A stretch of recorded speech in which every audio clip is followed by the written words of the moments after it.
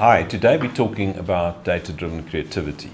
Now, what is amazing is how we play with words again, because, the reality is data and big data and analytics and research and company information, all of those terms are very related and quite similar. What always worried me is that we tend to overemphasize in marketing creativity, often at the expense of understanding and data and insight. What's also always I've found very odd is that as companies we often sit on enormous amounts of data, an enormous amount of insights effectively about our customers, their behavior, what they do, what they like, what they don't like, why certain branches of banks perform, why certain branches don't perform, why certain things are done. Yet we sit on that data with an enormous amount of potential insight underlying it, but we don't use it. And I find that very strange, because it is effectively means that we are not using our own information. We are not actually interpreting and understanding our business as accurately as we can.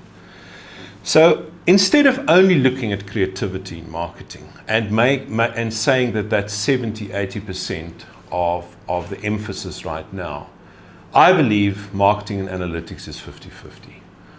You first need to understand the customer, the insight, the competitors, the way people behave, what they expect from us, what makes them defect, what makes them come to us as a brand.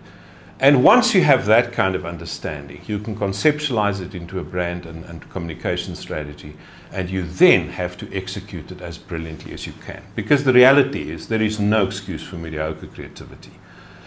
If you ever appoint an agency, if you ever appoint an outsourced marketing partner, the reality is the fundamental thing they need to do is to add a creative element that creates impact and desire in the marketplace. Without that, frankly, I don't think an agency kind of supplier has any job. It has no role. It has to do that. However, to do that well, you need to understand it. If you go back to David Ogilvy and those kinds of icons in marketing and advertising, those guys said that from day one. Guys, we're talking about 100+ years ago. This is not new stuff.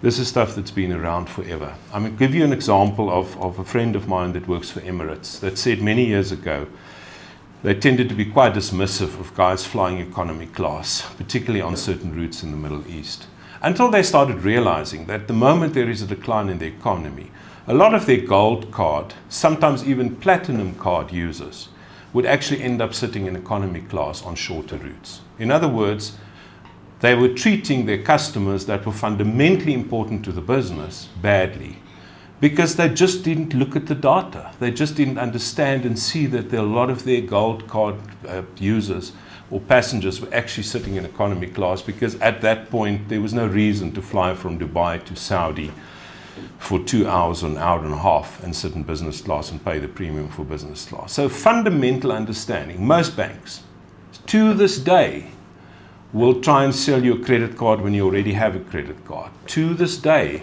insurance companies will sell you insurance or try to sell you insurance when you already have policies with them.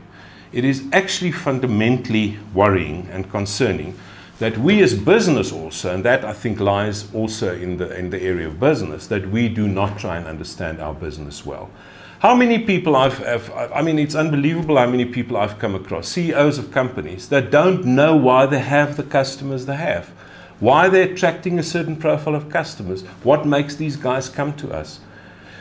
Those things are, I believe, fundamentally important to understanding your business. And once you know that, once you have the data, you can formulate the right strategy, you can formulate the right communications message, and you can then create the most brilliant creativity that you possibly can.